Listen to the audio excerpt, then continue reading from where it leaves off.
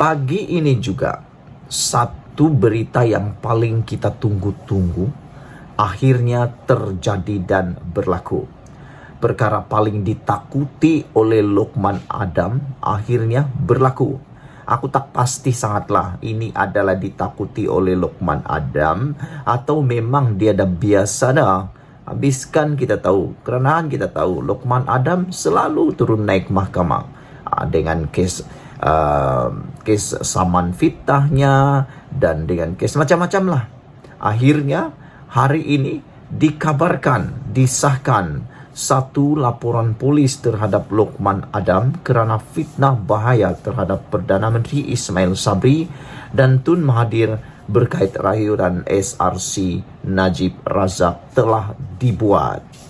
Satu laporan polis akan dibuat terhadap ahli UMNO Lokman Adam berhubung satu fitnah berbahaya yang dilemparkan oleh beliau terhadap Yang Amat Berhormat Datuk Seri Ismail Sabri Yaakob dan Tun Dr. Mahathir Mohamad berkait rayuan terakhir SRC Datuk Seri Najib Razak. Laporan berkenaan akan dibuat pada hari ini Sabtu 27 Ogos di Ibu Pejabat Polis Daerah Subang Jaya disusuli dengan satu sidang media di perkarangan pintu masuk IPD berkenaan sekiranya ada kehadiran wakil-wakil media. Perincian kandungan laporan ini dan tujuan ia dibuat akan dijelaskan kepada media sekiranya ada wakil media hadir atau didedahkan kepada umum malam esok. Wakil-wakil media yang berminat boleh menghubungi Regi JC Rektadin untuk maklumat lanjut dan berhubung dengan laporan yang bakal dijelaskan itu di YouTube Regi JC Rektadin pada 9 malam ini. Sekian dulu untuk kali ini. Aku harap Lokman Adam dapat perhatian dan dapat mengambil perhatian tentang laporan polis terhadap Lokman Adam ini kerana fitnah berbahaya terhadap Perdana Menteri Ismail Sabri dan Tun Dr. Mahathir Mohamad berkait rayuan SRC Najib Razak. Yang aku hairan, Lokman Adam dengan berani secara terbuka, ada yang dia buat di live di Facebook dan juga ada juga di YouTube, beliau membalun secara terbuka Perdana Menteri Ismail Sabri. Bahkan beliau menceritakan perkara yang tak tahu kebenarannya. Aku pun tak tahu kebenarannya benar atau tidak, tapi memang Lokman Adam membalun sungguh-sungguh Perdana Menteri mereka sendiri datang daripada parti UMNO sendiri, yaitu Ismail Sabri Yaakob.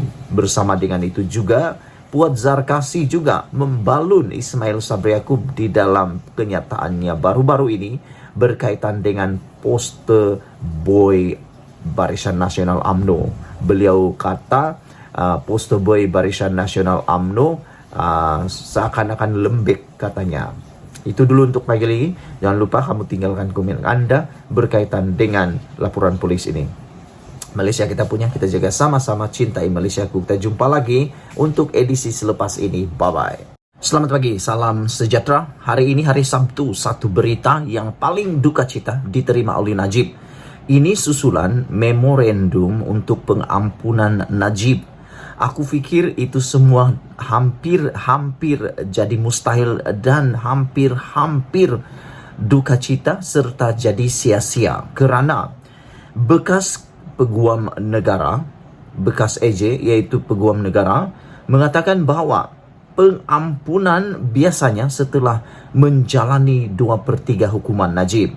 Kalau 2/3 daripada 12 tahun tambah 5 tahun kalau tak mampu bayar denda 210 juta, lebih kurang Najib perlu tinggal di penjara lebih kurang dalam 4 tahun barulah biasanya pengampunan diraja diterima. Datuk Seri Najib Razak boleh membuat petition kepada Yang di-Pertuan Agong dengan segera bagi mendapatkan pengampunan, menunda atau mengurangkan hukuman penjara 12 tahun dan denda RM210 juta yang dikenakannya. Bekas Peguam Negara Tan Sri Abu Talib Othman berkata, perkara 42 dalam kurungan 1 Perlembagaan Persekutuan memperuntukkan bahawa yang di-Pertuan Agong berkuasa memberi ampun, tunda hukum dan mengurangkan hukuman bagi segala kesalahan dibicara dan dilakukan dalam wilayah Persekutuan Kuala Lumpur, Labuan dan Putrajaya. Saudara-saudara para penonton sekalian, beliau berkata, lembaga pengampunan yang ditubuhkan bagi setiap negeri perlu membabitkan peguam negara. Ketua Menteri Dalam Negeri dalam kes Najib adalah Menteri Wilayah Persekutuan dan tidak lebih daripada 3 anggota lain yang perlu dilantik oleh yang di-Pertuan Agong. Bagaimanapun, katanya lagi, mengikut perkara 42 dalam kurungan 9, lembaga pengampunan perlu menimbangkan sebarang pendapat bertulis yang dikemukakan peguam negara mengenai perkara itu. Sekiranya Najib memohon pengampunan diraja, maka ia perlu diproses mengikut peraturan dan dibentangkan lembaga pengampunan. Jadi, masih terdapat saluran untuk Najib mendapat keampunan dan dikurangkan hukuman, katanya ketika dihubungi BH. Beliau berkata seseorang yang sudah disabitkan dengan hukuman biasanya akan menjalani 2/3 daripada hukuman dijatuhkan terhadapnya, manakala baki 1/3 akan mendapat pengurangan secara automatik jika berkelakuan baik.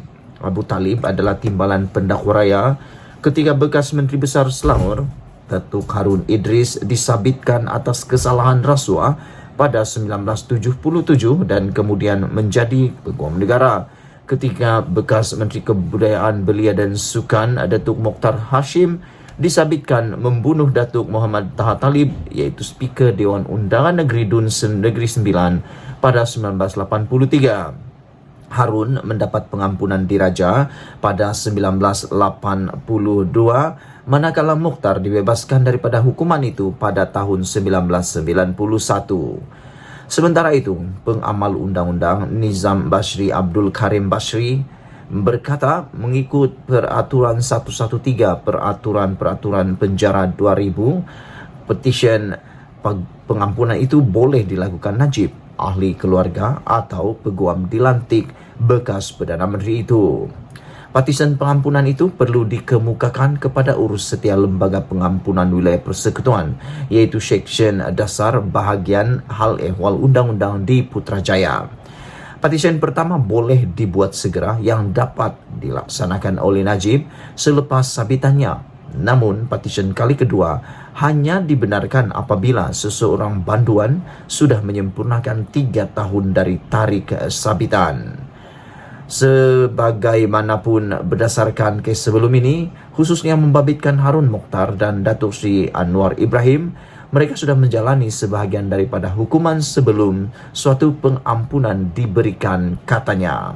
Pada Mei 2018, Anwar diberikan pengampunan penuh tanpa sebarang syarat oleh yang di-Pertuan Agong Sultan Muhammad ketika itu. Sekian dulu untuk kali ini. Jangan lupa tinggalkan komen anda tentang isu yang paling hangat pada pagi ini, yaitu Najib Tun Razak bakal akan tinggal di penjara Kajang atau Sungai Buloh dalam tempoh yang lebih lama.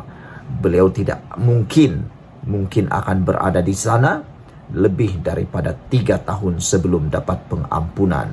Pengampunan biasanya setelah jalani 2/3 hukuman, kata bekas peguam negara. Sekian dulu. Jangan lupa tinggalkan komen anda. Malaysia kita punya, kita jaga sama-sama. Cintai Malaysiaku. Bye-bye.